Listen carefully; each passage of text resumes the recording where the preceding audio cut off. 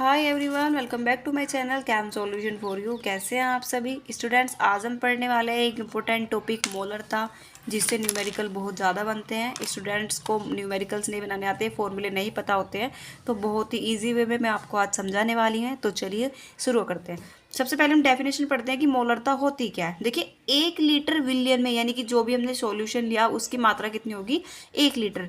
तो 1 लीटर विलियन में उपस्थित विलय के मोलों की संख्या, यानी कि हमने कितना विलय लिया है उसके मोल्स की संख्या जो होती है वो उस विलियन की मोलरता कहलाती है।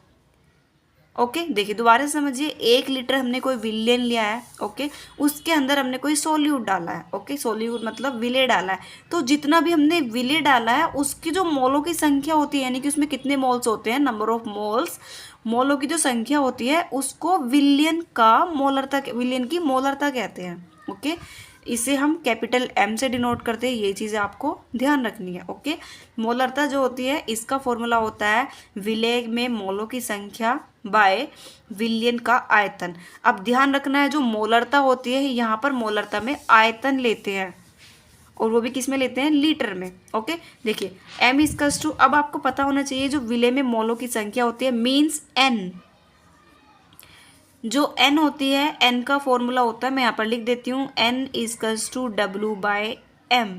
ठीक है, जो मोलों की संख्या होती है उसका फॉर्मूला होता है विलय का भार बाय विलय का अनुभार। ओके, तो देखिए m इजकल्स टू, विलय में मोलों की संख्या n है तो हमें n को खोल के लिखना पड़ेगा। यहाँ पर W क्या है, विलय का भार, तो देखिए मैंने यहाँ पर लिखा हुआ है विलय का भार इंटू 1000, क्योंकि हमने उसमें लिया है लीटर में, और m जो होता है वो विलय का अनुभार होता है, यहाँ पर मैंने लिखा हुआ है, और साथ में विलियन का आयतन। विलियन का आयतन किस में लिखना है, ध्यान रखना है स्टूडेंट्स, लीटर में। ओके, तो मैंने यहाँ पर इसको फॉर्मूले वाइज लिखा है, अल्फ़ाबेट वाइज लिखा है। तो विलय का भार होता है उसको हम किससे डिनोट करते हैं, W से, तो यहाँ पर W लिखा है।